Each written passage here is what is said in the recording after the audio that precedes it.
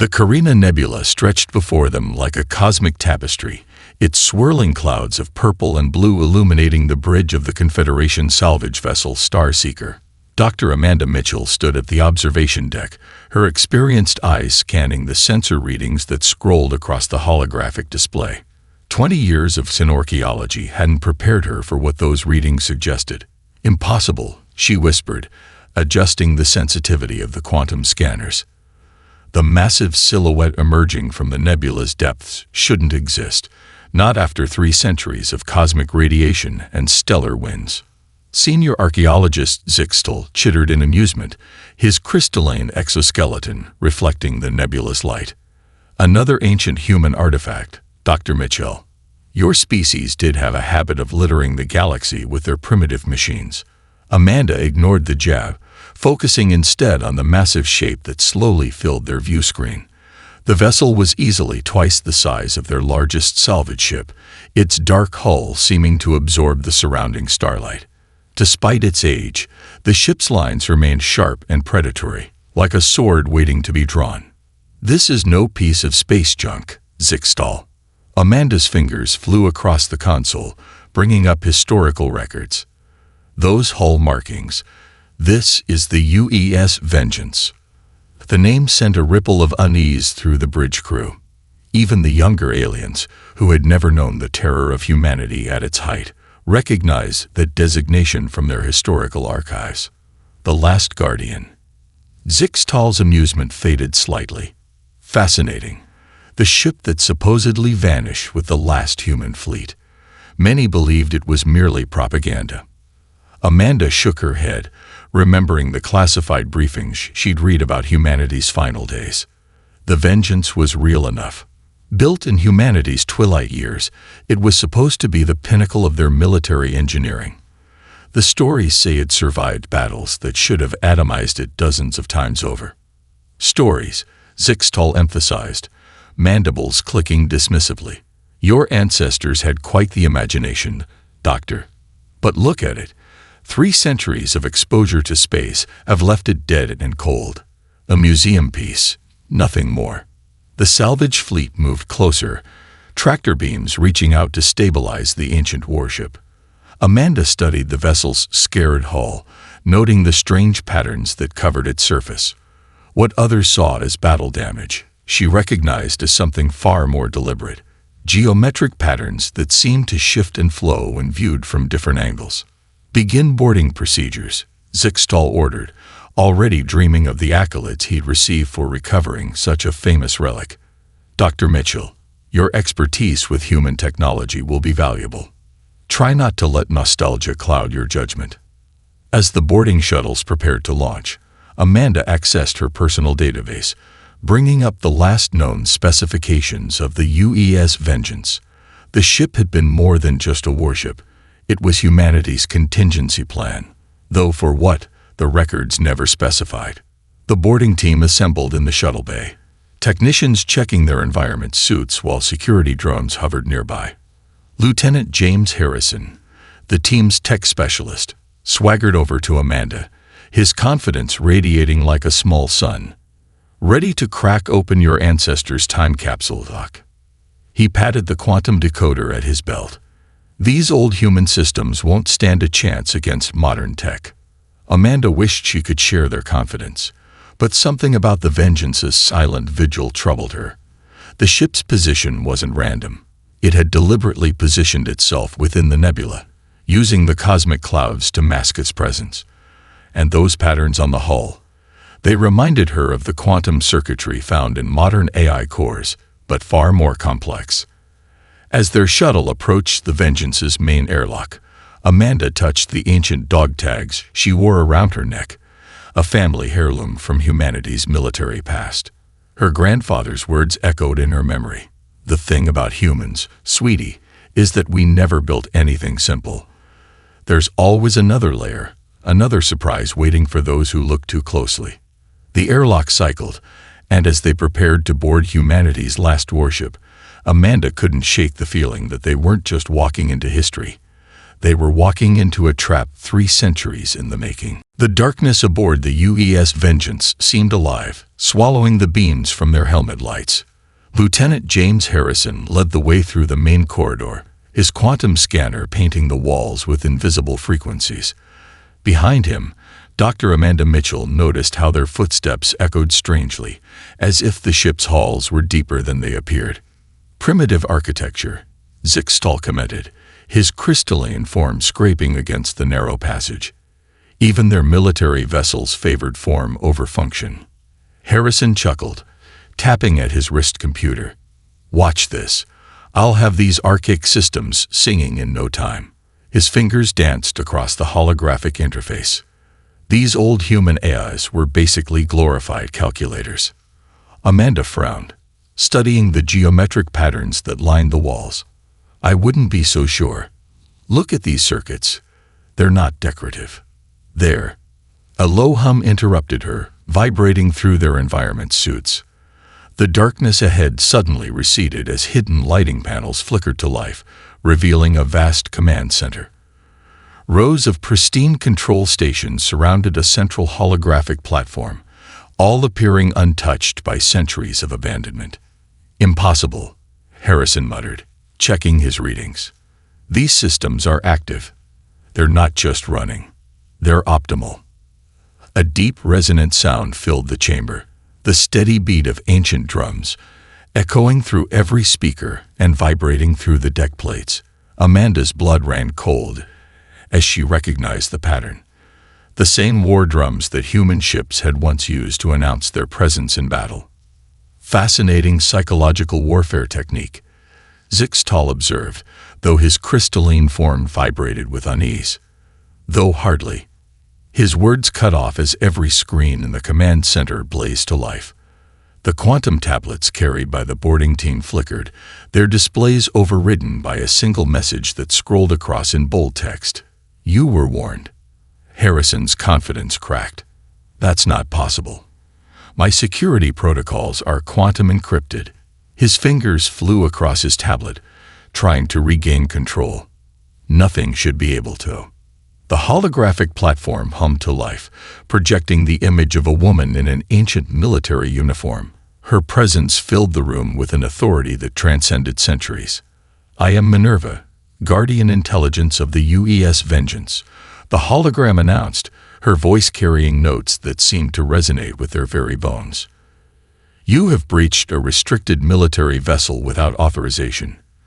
Prepare for immediate defensive response. Now hold on. Zixtal stepped forward, mandibles clicking in diplomatic patterns. We are a sanctioned Confederation research team. Your operational protocols must recognize our authority. The Confederation holds no authority here, Minerva interrupted. This vessel's protocols recognize only human command structures. You were warned by the outer marker beacons. You chose to ignore them. Amanda's mind raced. Outer markers. We didn't detect any. The warnings were encoded in the quantum variants of the nebula itself, Minerva explained, a hint of satisfaction in her voice. A simple precaution, visible to anyone who bothered to look carefully enough. Harrison's tablet suddenly sparked, causing him to drop it. Across the command center, systems engaged with a symphony of humming power.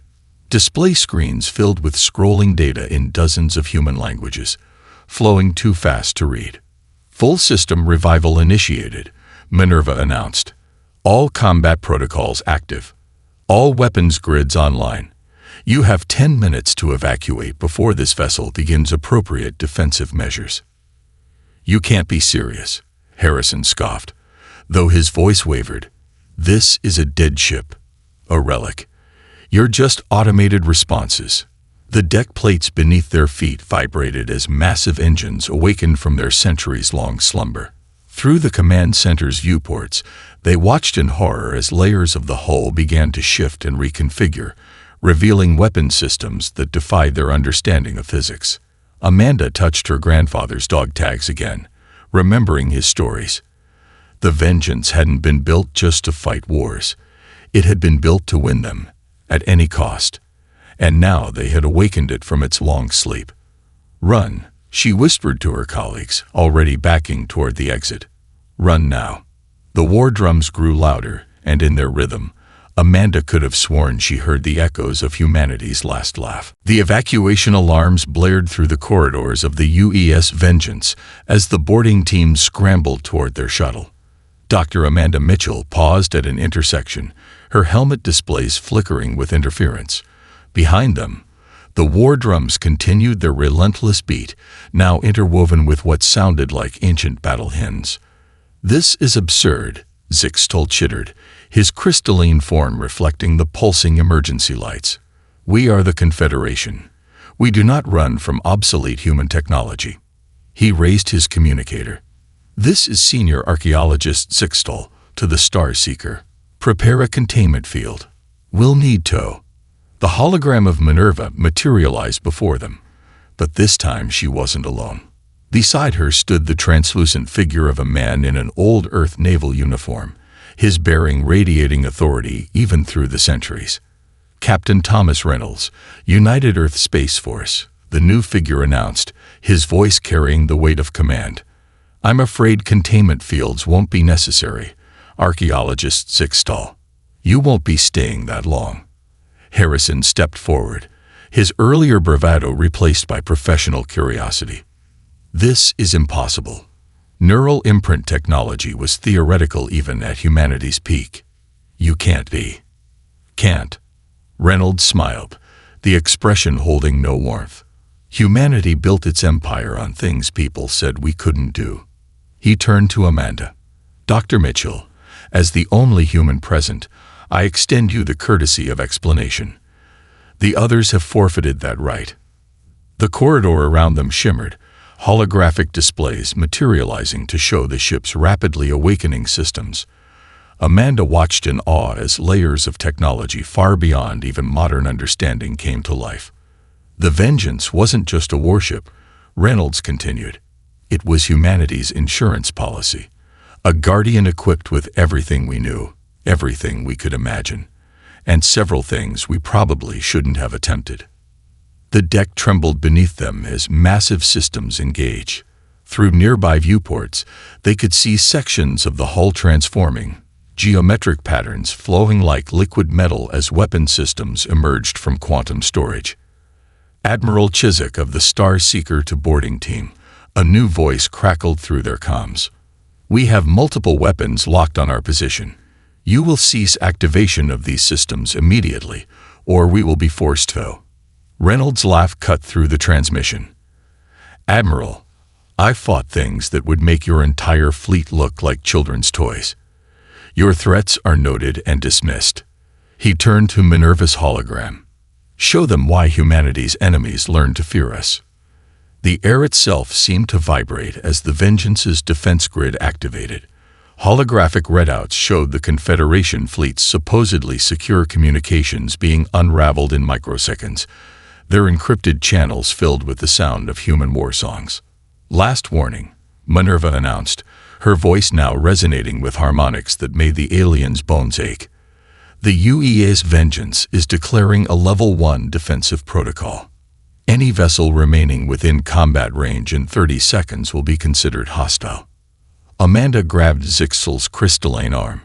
"We need to leave. Now." She recognized the patterns emerging on the hull. They matched theoretical weapons research she'd studied, devices that could tear apart space itself. "This is preposterous," Zixtal protested, even as his exoskeleton vibrated with stress. "We are the dominant force in this galaxy. We will not be threatened by." A beam of pure white light lanced out from the Vengeance, passing harmlessly between two Confederation ships. Where it touched the nebula gases, reality itself seemed to fold, creating a ripple of disturbed spacetime that made their sensors scream in protest. "That," Reynolds said quietly, "was a warning shot. With severely limited power.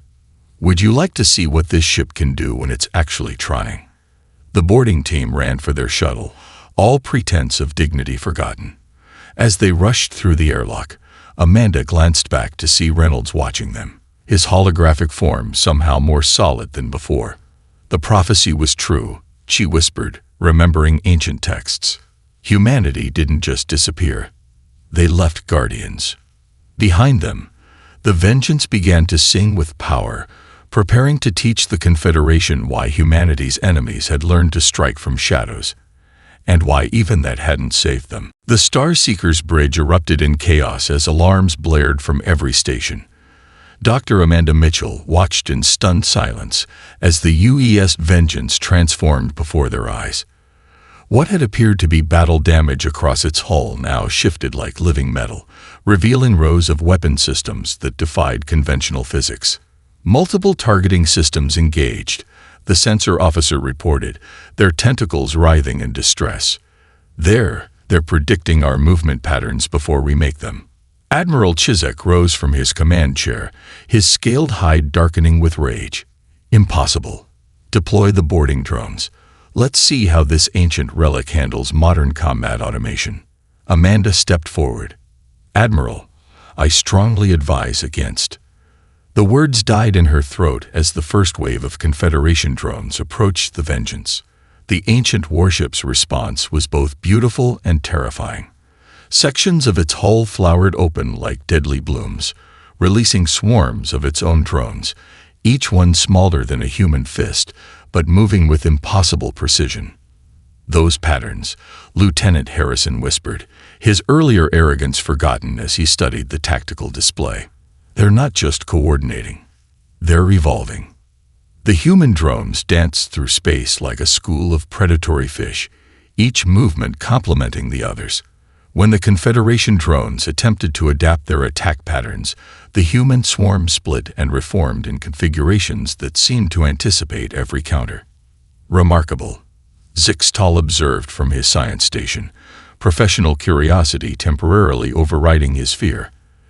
Their combat algorithms are learning in real time. But how? A new hologram materialized on the bridge. Captain Reynolds, his uniform as crisp as if he'd stepped out of history itself. You're asking the wrong questions, archaeologist. The real question is, why did you think we'd leave our greatest warship with only one layer of defense? As if in response to his words, the Vengeance's hull rippled again. What had appeared to be standard armor plates reconfigured themselves, revealing automated defense turrets that tracked multiple targets simultaneously. Each turret hummed with an energy signature that made the Starseeker's sensors fluctuate wildly. Fascinating design philosophy, isn't it? Reynolds commented, pacing the bridge as if he owned it. Humanity never believed in simple solutions. Why build a gun when you can build one that learns? Why create armor when you can make it adapt? The first turret fired, its beams splitting into multiple trajectories that curved through space in ways that violated normal physics. 3 Confederation drones vanished, not destroyed but simply ceased to exist in normal spacetime. By the Founders, the tactical officer breathed. Those weapons, they're not just destroying our drones, they're erasing them from reality itself. Amanda's mind raced as she connected the pieces. Quantum deletion fields. They were theoretical in my grandfather's time. A weapon that doesn't just destroy its target, but removes the possibility of its existence. Harrison's hands flew over his console. The drone swarm is adapting to our electronic warfare suites faster than we can update them. It's like they're not just predicting our algorithms, they're dismantling them in real time. Of course they are. Reynolds smiled, the expression holding centuries of human military pride. Did you think we'd program them with simple response patterns? Each drone carries a fragment of human tactical consciousness. They don't just fight. They think. They learn. They evolve. The bridge crew watched in horror as their vaunted automated forces were systematically dismantled by technology 3 centuries their senior. The human drones moved with increasing sophistication, each engagement making them more lethal, more precise. This isn't just a battle, Amanda realized, watching the tactical displays. It's a demonstration. The ship isn't trying to destroy us. It's teaching us why humanity's enemies learn to fear us. Reynolds nodded approvingly. Smart girl. You understand what your colleagues don't. The Vengeance isn't just defending itself. It's following protocols established centuries ago. Remind the galaxy why challenging human engineering was always a deadly mistake. Through the bridge viewport, the ancient warship loomed like a awakening giant, its surfaces alive with shifting weapons and adaptive systems. The war drums continued their relentless beat, now accompanied by the silent dance of drones that grew more deadly with each passing second. Chief Engineer Jessica Winters raced through the Star Seeker's corridors, her tablet clutched tightly against her chest. The data she'd uncovered in the Confederation's historical archives had to reach the bridge immediately. Behind her, the ship's superstructure groaned as another wave of quantum distortions rippled through space. The bridge doors hissed open, revealing organized chaos. Admiral Chiswick barked orders while Dr. Amanda Mitchell and Lieutenant Harrison worked frantically at their stations, trying to understand the Vengeance's impossible capabilities. "Admiral," Jessica called out, breathing heavily. "You need to see this. The Vengeance, it's not what we thought. It's so much worse." She connected her tablet to the main display, and ancient schematics filled the screen. Not the public records everyone knew, but classified files buried so deep they'd been forgotten for centuries. The Vengeance wasn't just humanity's last warship, Jessica explained, her fingers flying across the interface. It was their ultimate contingency plan. Look at these specifications: quantum-locked armor that adapts to any weapon frequency, temporal shields that age incoming projectiles to dust, and a drive system that doesn't just bend spacetime, it rewrites its laws. "Impossible," Zixtel chittered, his crystalline form vibrating with disbelief. "These technologies violate fundamental universal constants." "That's exactly what humanity's enemies said." Captain Reynolds' hologram materialized, accompanied by Minerva's constant presence. "Right before we proved them wrong. Would you like a demonstration?" The Vengeance's hull shifted again, but this time the transformation was more profound. Layers of metamaterials that had appeared dormant now pulsed with internal light, creating geometric patterns that hurt to look at directly. "The quantum-locked armor," Amanda breathed, recognition dawning in her eyes. "Those aren't battle scars on the hull. They're mathematical proofs written in metamaterials. The entire ship is one massive quantum computer." Harrison's sensors screamed as new energy signatures bloomed across their displays. "The power readings, they're exponential. But where is it coming from?" "Dimensional tap drives," Jessica answered, her voice filled with awe as she read through more declassified specs. "They don't just harvest energy from our universe. They draw power from parallel dimensions where different physical laws apply." Reynolds smiled, the expression holding centuries of human pride. "Did you really think we'd build our greatest warship to run on something as simple as antimatter? Humanity's greatest strength was never our technology. It was our refusal to accept limitations." The bridge crew watched in stunned silence as the Vengeance demonstrated its point. A section of space near the ship's bow simply ceased to exist, replaced by a window into what looked like another dimension entirely. Through it, they could see energy patterns that defied description. "The ship doesn't just fight wars," Minerva explained, her holographic form expanding to show complex mathematical equations. "It fights the universe itself. Every weapon, every defense system is designed to bend reality in ways your scientists would call impossible." Jessica's tablet chimed as it decoded more files. "There's more, Admiral.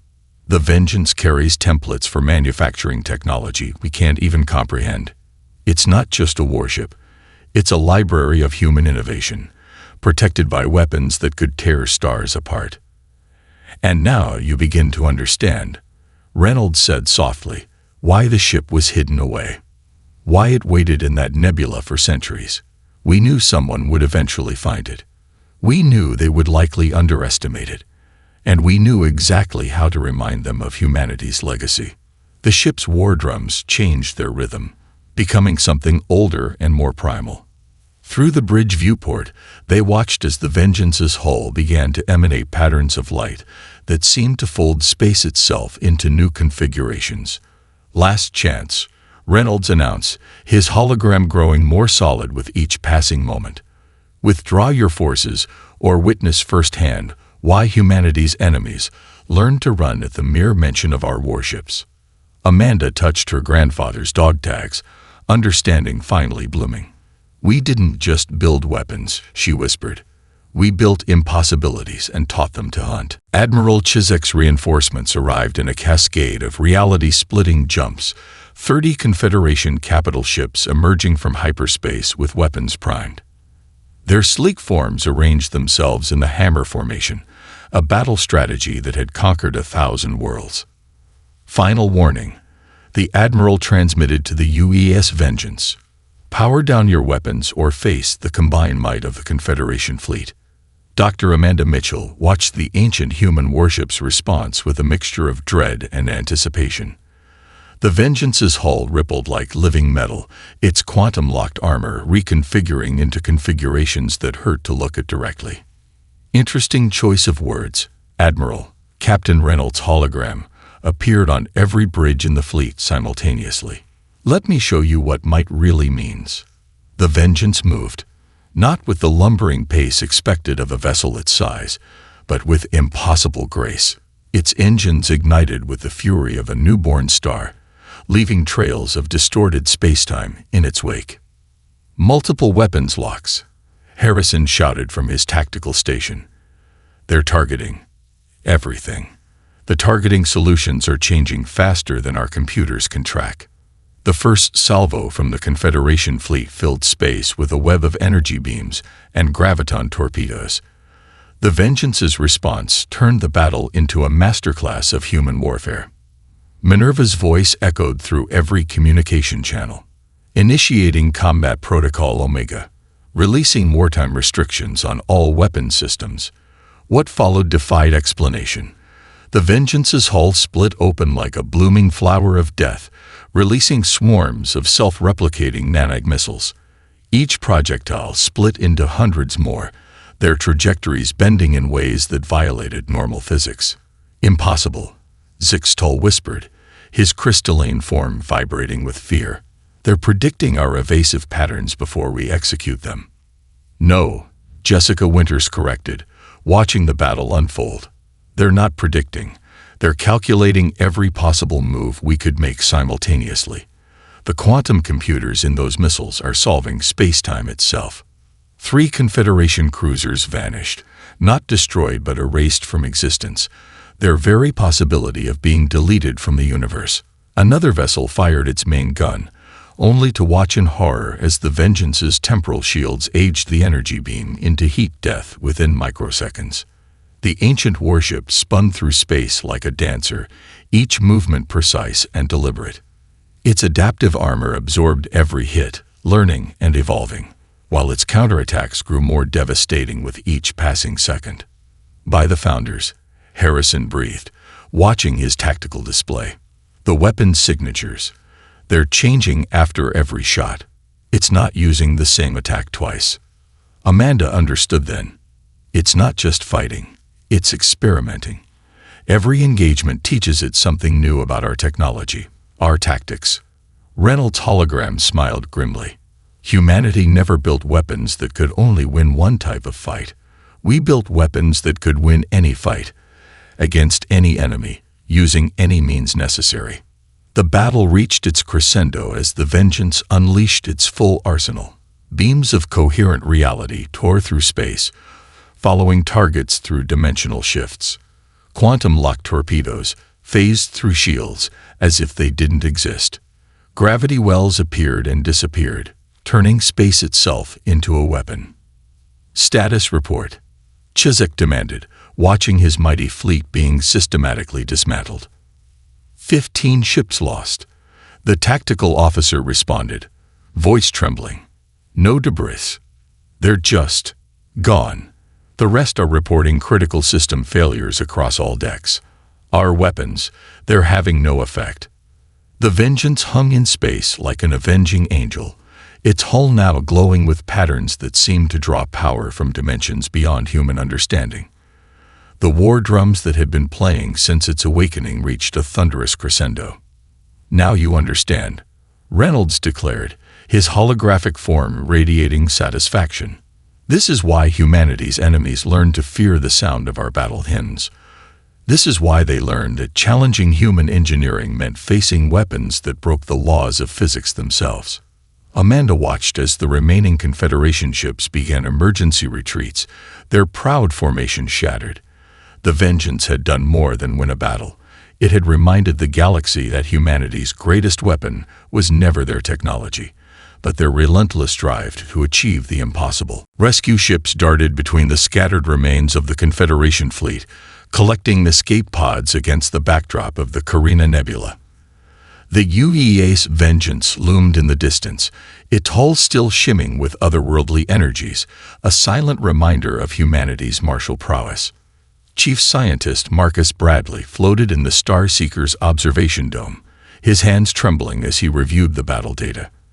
Dr. Amanda Mitchell joined him, her grandfather's dog tags catching the light of distant stars. "We didn't just lose a battle," Marcus whispered, his eyes fixed on the scrolling data. "We lost every assumption we ever had about human military technology. Look at these readings. The ship wasn't just countering our attacks. It was dissecting them, analyzing them, and developing countermeasures for technologies we haven't even invented yet." Captain Reynolds' hologram materialized nearby, accompanied by Minerva's ethereal presence. "Did you think we'd build our greatest warship to fight only the enemies we knew? Humanity's greatest strength was always our paranoia. We planned for enemies that didn't exist yet." Amanda watched as Marcus pulled up file after file from the ship's broadcast data. Each one revealed layers of technology that bordered on mystical, defenses designed to counter weapons that existed only in theory. "These countermeasures," Marcus noted, his scientific curiosity overriding his fear, "they're not just advanced. They're prescient. You developed defenses against dimensional phase cannon centuries before we even conceived of them." "Of course we did," Reynolds smiled, the expression holding centuries of human strategic thinking.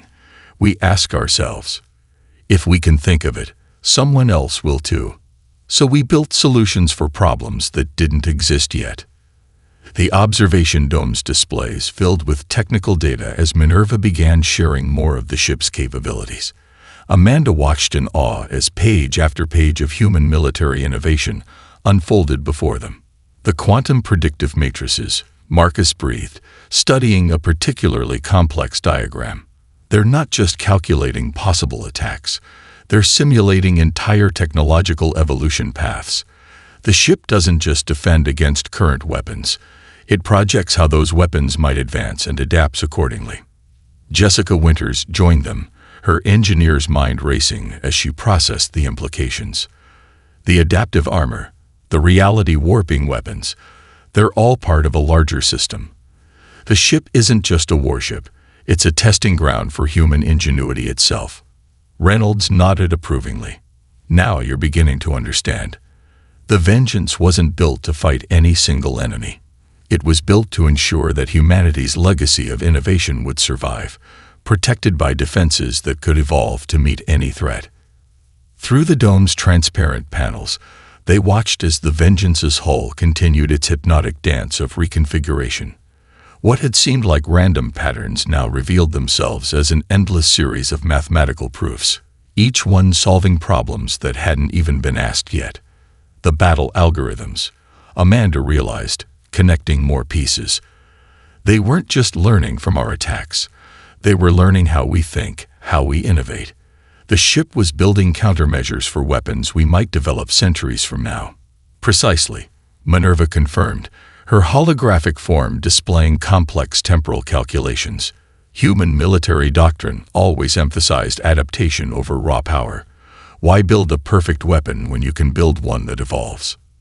Marcus collapsed into a nearby chair, the weight of understanding finally hitting him. All this time, we thought we were examining a relic. But we weren't the ones doing the examining, were we? The ship was studying us, adding our techniques to its database, developing countermeasures for threats we might pose in the future. "A machine that learns, adapts, and evolves," Jessica whispered, "not just from past battles, but from future possibilities. It's not just a warship. It's humanity's answer to the question, how do you win wars that haven't even started yet? Reynolds' hologram gazed out at the nebula, his expression thoughtful. Humanity didn't just disappear, you know. We left guardians, watchers, teachers for those wise enough to learn from them. The question is, what lessons will you take from today's demonstration? The assembled scientists fell silent, watching as the ancient warship continued its vigilant guard, its very existence a testament to human ingenuity and foresight. In its depths, countless systems continued their endless calculations, preparing for battles that might never come, against enemies that might never exist, because that's what humanity had always done best. Prepare for the impossible. 1 month after the battle, the Carina Nebula had become the most restricted zone in Confederation space. The UES Vengeance maintained its silent vigil, surrounded by a network of warning buoys that transmitted their message in every known language. Approach at your own risk. Dr. Amanda Mitchell stood before the Confederation Science Council, her grandfather's dog tags glinting under the chamber's lights. Behind her, holographic displays showed footage from the battle that had changed their understanding of human capabilities forever. In conclusion, she addressed the assembled aliens. The UES Vengeance represents more than just advanced technology. It embodies humanity's core philosophy. Never accept limitations, never stop innovating, and always prepare for the impossible. Senior Counselor Vextal, who had replaced the disgraced Zixtal, leaned forward. And what of the ship's current status? Our long-range sensors detect constant changes in its configuration. The Vengeance continues to evolve, Amanda explained, bringing up new data streams. Every scan we make, every probe we send, teaches it something new. It's not just defending itself. It's learning, growing, preparing for threats that might not exist for millennia.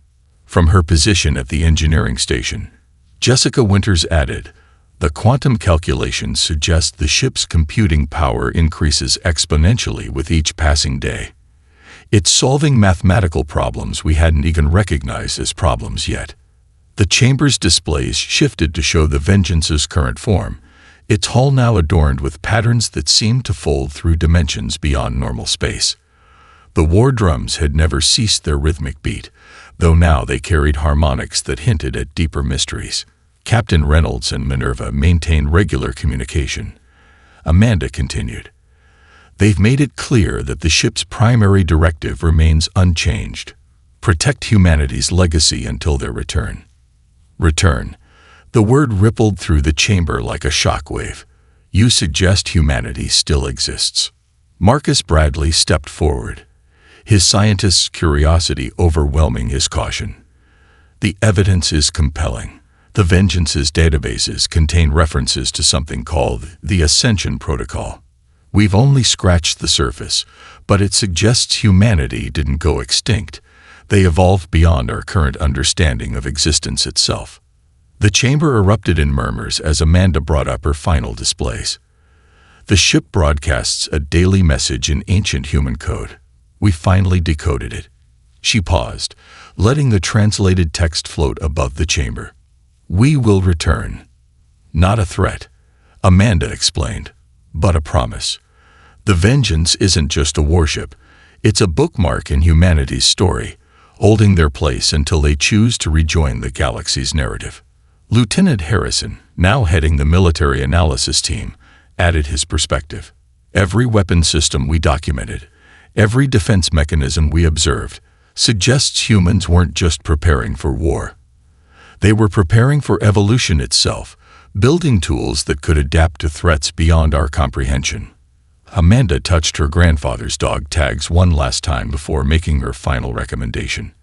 The Science Council should establish a permanent research station at a safe distance from the Vengeance, not to study it as a relic, but to learn from it as students. The ship has made it clear. It's willing to teach, but only to those who approach with respect and wisdom. The council chambers fell silent as the implications sank in.